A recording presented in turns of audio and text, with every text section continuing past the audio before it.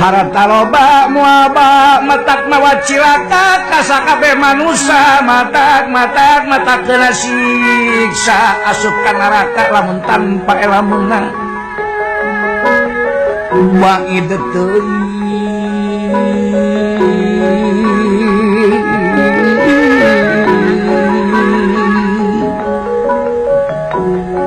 anu matak diri kula nyata ayeuna lunta ngantunkeun rumah tangga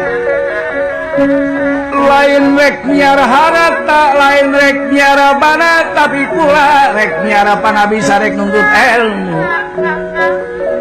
bakal hirup diri kula sangka nyaho kana jati diri kula pribadi terus syukur kana nikmat pangeran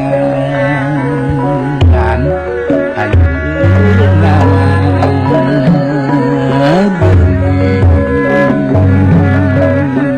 ya kanja loba jelema anu lubak libuk harta banda baru dijuru baru dipantong ngalayahi tengah imat teu kurang anu beunghar tapi sok poho kana mulang tarima kanu mere loba jalma anu sugih mukti berat beunghar baru dijuru baru dipantong sagala bari jeung aya tapi henteu syukuran kana kanikmatan anu katarima ku dirina malah loba harta loba banda dipake adigung adiguna di hulu leuwih ti batur malah loba jalma nu neangan harta neangan banda anu akhirna poho kana jiwa jalma jeung poho kana kahormatan anu lian asal dirina ngeuna sorangan paduli batur cilaka gitu teu mikirkeun yang hirup manusia di alam dunia teh henteu nyorangan nyaman henteu nyorangan jalma teh kaasup jalma anu wajib diumungkulun anu wajib siri asal siri asih siri asu siri pikanya ajeng makhluk pangeran nu sajenan tombol sipating jeung manusia dalajeng sato oge kudu boga rasa rumasa kudu boga ras-rasan kudu timbul siri asa siri asih siri asu siri pikanya mun sakomo jeung manusia mah diwajibkeun siri asih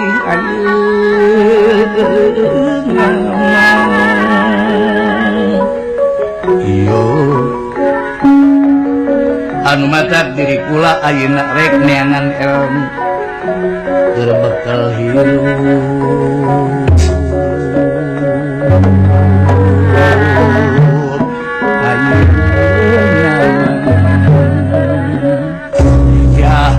sabab ari jelema loba ilmuna nu boga ilmu bari neangan duitna oge heuh kumaha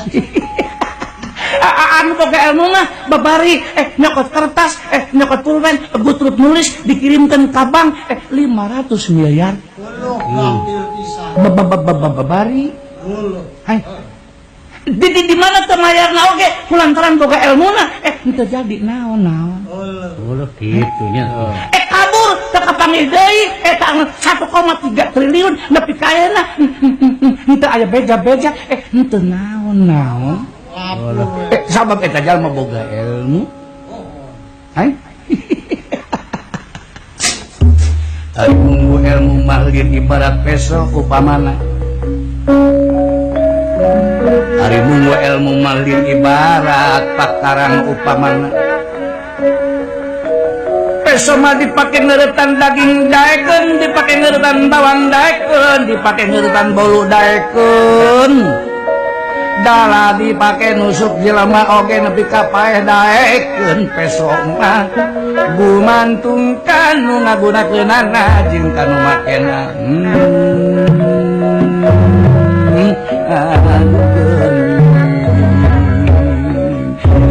tapi lamun dipake kitu tanggung jawab oge gede hai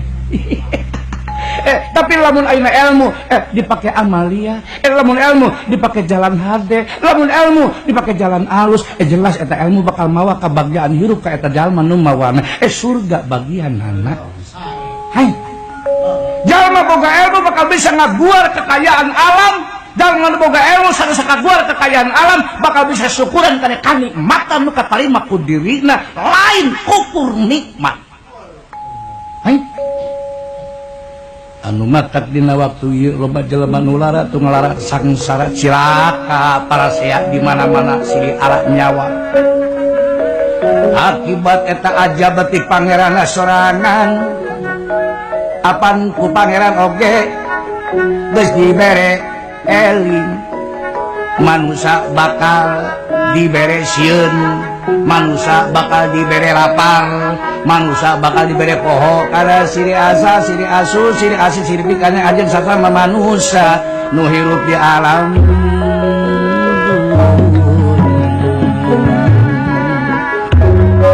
ya kanca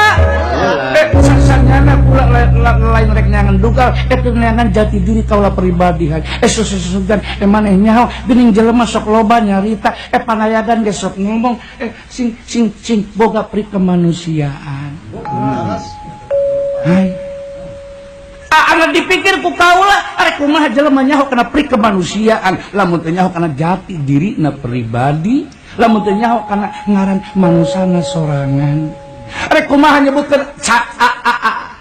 cau teh amis lamun hirupna can ngadahar cau.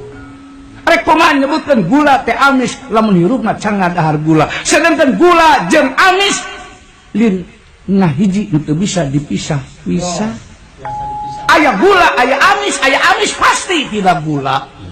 Aya manusia pasti boga pri kemanusiaan, aya pri kemanusiaan lantaran tidak arti manusiana leuwih teu. Aku kulantaran kitu susugan marane nyaho naon ari hartina pri kemanusiaan hai. Hah, sanu nyaho? Nawi terang. Kaning maneh ngomong? Nyaho maneh pri kemanusiaan? Aduh lapor we. Ya, paingan ngan sakadar dagang jagong wae saumur-umur. Sudah maneh asik lumawi diterang den ya goblok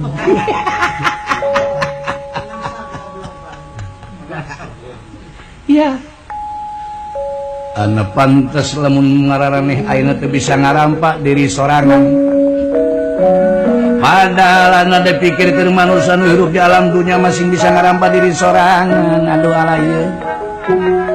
gesan leuwih ngarampa anu sejen dina perilaku hirup sorangan.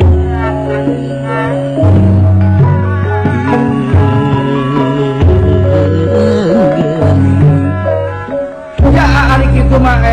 asik boro-boro sampean kukula sering ngadatangan pandita di pertapan hiji ge eueuh nu nyahoan nu ngartieun jawabanana sarua yang manusia teh hiji makhluk anu dimuliakeun ku numur beng alam di antara makhluk-makhluk sakabeh atuh eta mah lain hartina sih sanes kaula sering nanyakeun karsi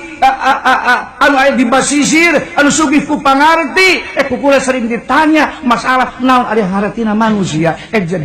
jawabanana oge sarua sami kawiku di luhur gunung anu dianggap kukula cukup ku ilmu anu bisa ngajawab sih aya nu terangan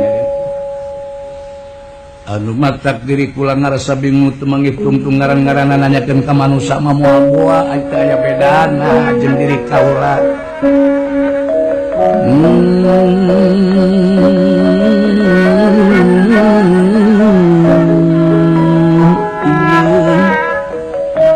Ikayung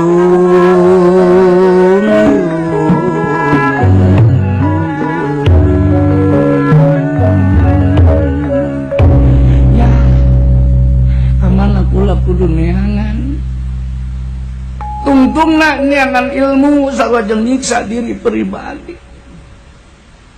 nyiar pengawasan sareng nyiksa di diri sorangan leos ka ditu leos ka dieu anu bisa nerangkeun naon arah hartina manusia padahal kula bakal bisa ngahon